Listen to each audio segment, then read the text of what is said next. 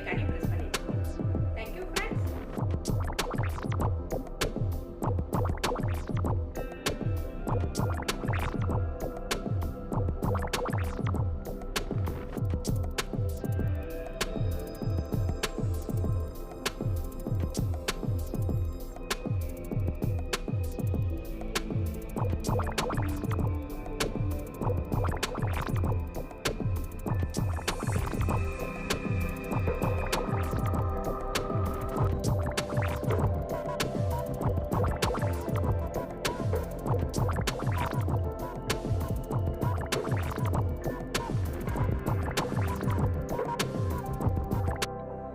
இன்னைக்கு நம்ம கிச்சன்ல ஃப்ரூட் கஸ்டர்ட் எப்படி பண்றது அப்படிங்கறத தான் பார்க்க போறோம். இது வந்து மிக்சட் ஃப்ரூட் கஸ்டர்டு, ரொம்ப சூப்பரா இருக்கும். இதுக்கு முன்னாடி நான் ஒரு ரெசிபி போட்டிருக்கேன். அது வந்து டிராகன் ஃப்ரூட் கஸ்டர்டு. இது வந்து மிக்சட் ஃப்ரூட், நிறைய ஃப்ரூட்ஸ் இருந்ததால மிக்சடா போட்டு ஒரு கஸ்டர்ட் பண்ண போறோம். இனிமேல் வெயில் காலம் வந்துருச்சு இல்லைங்களா, நிறைய கஸ்டர்ட் பண்ணி வைக்கும்போது குழந்தைகளுக்கும் பிடிக்கும், பெரியவங்களுக்கும் பிடிக்கும். இது வந்து ஒரு 5 பேர் சாப்பிட்ற அளவுக்கு இன்னைக்கு செய்யறேன். 1 லிட்டர் பால் சூடு பண்ணியிருக்கேன். இது பொங்கட்டும். பொங்கினதுக்கப்புறம் நம்ம கஸ்டர்ட் பவுடர் கரைச்சி ஊற்றி ரெடி பண்ணலாம். ரொம்ப ஈஸியாக செஞ்சிடலாம். வெயில் காலம் ஆரம்பிக்கிறதால எல்லாருக்குமே ரொம்ப விருப்பமாக சாப்பிடுவாங்க.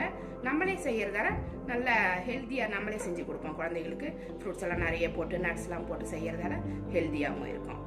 ஃபஸ்ட்டு பால் கொதிக்கட்டும். ஃப்ரூட் கஸ்டர்ட் பண்ணுறதுக்கு இன்னைக்கு கஸ்டர்ட் பவுடர் எடுத்திருக்கேன், வெனிலா ஃப்ளேவர் எடுத்திருக்கேன். இதில் வந்து 1/2 லிட்டருக்கு 2 ஸ்பூன் போடுவாங்க. நான் 1 லிட்டர் எடுத்துருக்கிறதால 4 ஸ்பூன் பவுடரை வந்து பாலில் நல்லா மிக்ஸ் பண்ணிடணும். நல்லா கட்டி இல்லாமல் நல்லா கரைச்சிட்டு தான் இதில் ஊற்றணும். இதை நம்ம மிக்ஸ் பண்ணி கொண்டு வந்துடலாம். இந்த ஸ்பூனால் 4 ஸ்பூன் கஸ்டர்ட் பவுடர் நான் எடுத்திருக்கேன். அதே மாதிரி ஒரு 2 ஸ்பூன் கார்ன்ஃப்ளவர் எடுத்திருக்கேன். இது எதுக்குன்னா, கஸ்டர்ட் பவுடர் மட்டும் போட்டு நம்ம கஸ்டர்ட் செய்யும் போது என்ன ஆகுது அப்படின்னா, நம்ம சாப்பிட்டுட்டு இருக்கும்போது கொஞ்சம் சில்னஸ் போன உடனேவே அது தண்ணியாக ஆரம்பிச்சிடுது. அதனால கொஞ்சம் ஸ்டிஃபாக நிற்கணும் நம்ம சாப்பிட்றப்ப. அப்போதான் நான் திக்காக இருந்தால் தான் நம்மளுக்கு சாப்பிட்றதுக்கு ரொம்ப நல்லா இருக்கும். அதனால கொஞ்சமாக ஒரு 2 ஸ்பூன் கார்ன்ஃப்ளவர் எடுத்திருக்கேன். இது விருப்பப்பட்டீங்கன்னா போட்டுக்கோங்க, கம்மியாக போகிறதுனா கூட போட்டுக்கோங்க. நான் இப்போ வந்து 1 லிட்டர் பாலுக்கு 2 ஸ்பூன் கார்ன்ஃப்ளவர் எடுத்திருக்கேன். இதையும் பாலில் நல்லா மிக்ஸ் பண்ணி கட்டி இல்லாமல் ரெடி பண்ணி வச்சுக்கணும். பால் இது மாதிரி நல்லா கொதிக்கணும். கொதிக்கிறப்ப கொஞ்சம் கொஞ்சமாக கஸ்டர்ட் பவுடரை பாலில் மிக்ஸ் பண்ணி எடுத்து வச்சுருக்கேன். இது மாதிரி அப்படியே போட்டுக்கணும். ஸ்லோ பண்ணிவிடுங்க. ஸ்டவ் வந்து ஸ்லோ பண்ணிவிட்டு அப்புறமா போட்டுக்கணும்.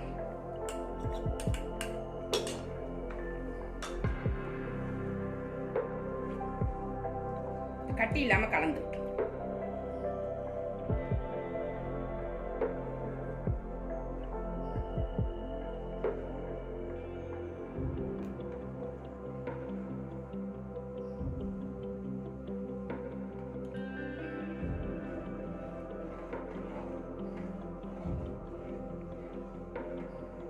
கட்டி இல்லாமல் கலந்து விட்டாச்சு. இப்போ வந்து கார்ன்ஃப்ளவர் கலந்து வச்சுருக்கேன். இதை வந்து கொஞ்சம் கொஞ்சமாக ஊற்றிக்கோங்க. கொஞ்சம் ஊற்றி கலந்துட்டு அதுக்கப்புறம் இன்னும் கொஞ்சம் ஊற்றிக்கோங்க.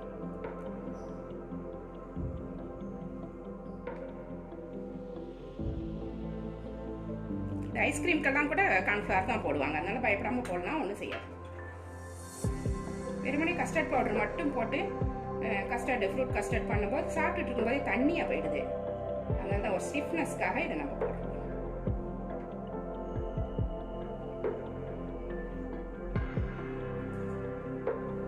சக்கரை 100 கிராம் எடுத்து வச்சிருக்கேன். இதில் கொஞ்சம் போட்டுப்போம். 50 கிராம் மட்டும் இப்போ போட்டுட்டு கலந்துட்டு செக் பண்ணிப்போம். எல்லாமே நான் சிம்மில் வச்சுட்டு தான் செய்கிறேன். ஸ்டவ்வை சிம்மில் நல்லா குறைச்சி வச்சுட்டு செய்யணும். இல்லைனாக்கா அடி பிடிச்சிடும், இல்லைனாக்கா டக்குன்னு ரொம்ப திக்காயிடும்.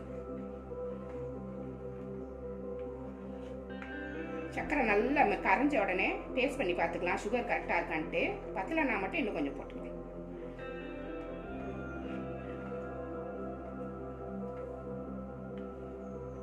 இப்போ டேஸ்ட் பண்ணிடலாம்.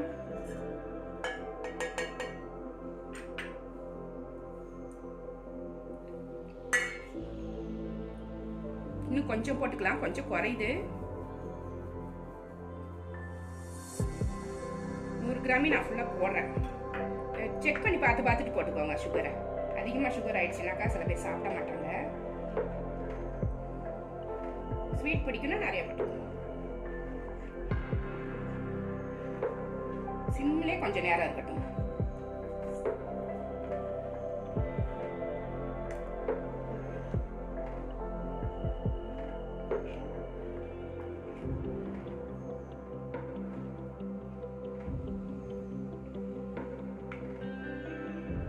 அவ்வளோதான், ரெடி ஆகிடுச்சு.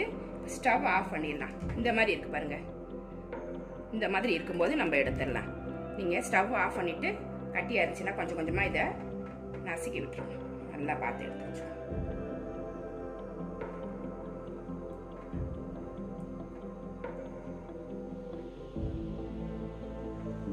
இப்போ ஸ்டவ் ஆஃப் பண்ணிடலாம். இது நல்லா ஆறட்டும். நல்லா ஆறிடுச்சு. இதை ஒரு பவுலில் மாற்றிடலாம்.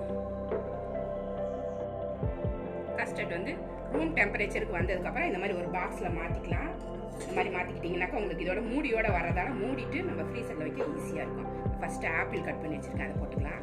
எவ்வளோ வேணுமா போட்டுக்கலாம், நிறைய போட்டுறாதீங்க. அப்புறம் அந்த கஸ்டர்ட் வந்து நம்மளுக்கு கிடைக்காது, நிறைய ஃப்ரூட்ஸ் மட்டுமே கிடைக்கும். கஸ்டர்ட் கொஞ்சம் இருக்கணும் நம்மளுக்கு, அப்போ தான் அதை க்ரீமியாக எடுத்து சாப்பிட்றதுக்கு நல்லாயிருக்கும். அடுத்தது மாதுளம்பழம் போட்டுக்கிறேன்.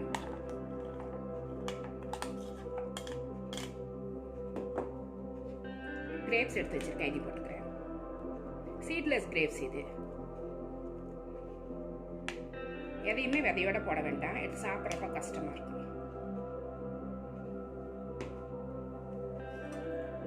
வாழைப்பழம் கட் பண்ணி வச்சுருக்கேன், இதையும் போட்டுக்கலாம்.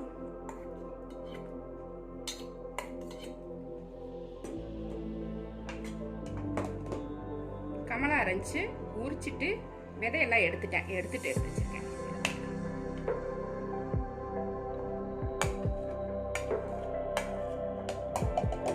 எல்லாத்தையுமே சேர்த்துட்டு லைட்டாக கலந்துட்டு ஃப்ரீசரில் ஒரு 2 மணி நேரம் இல்லைன்னா 3 மணி நேரம் வச்சு எடுத்தீங்கன்னாக்கா அருமையான கஸ்டர்டு சூப்பராக ரெடி ஆகிடும். மிக்சட் ஃப்ரூட் கஸ்டர்டு செம்ம டேஸ்ட்டாக இருக்கும்.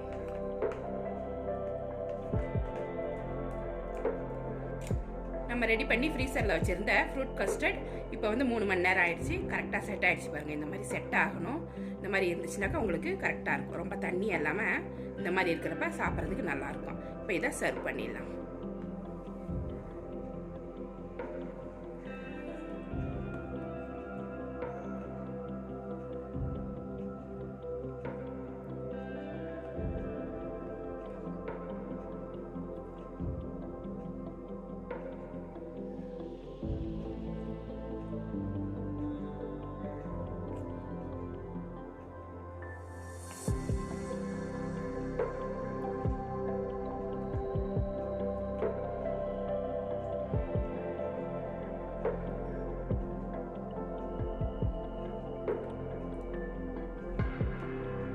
பார்க்கவே சூப்பராக இருக்குது. சாப்பிட்டா இன்னும் சூப்பராக இருக்கும்.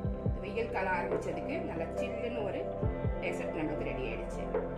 நல்லா ஹெல்த்தி டெசர்ட், எல்லாருக்குமே பிடிக்கும் இது.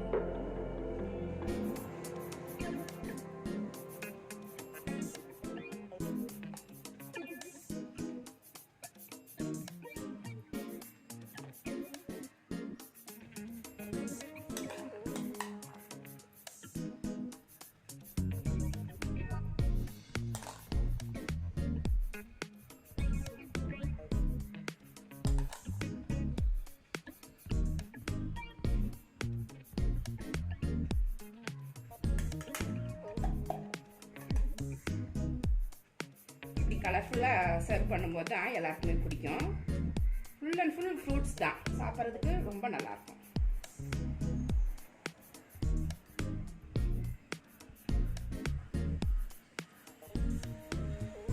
அவ்வளோதான், இது ரெடி ஆகிடுச்சு.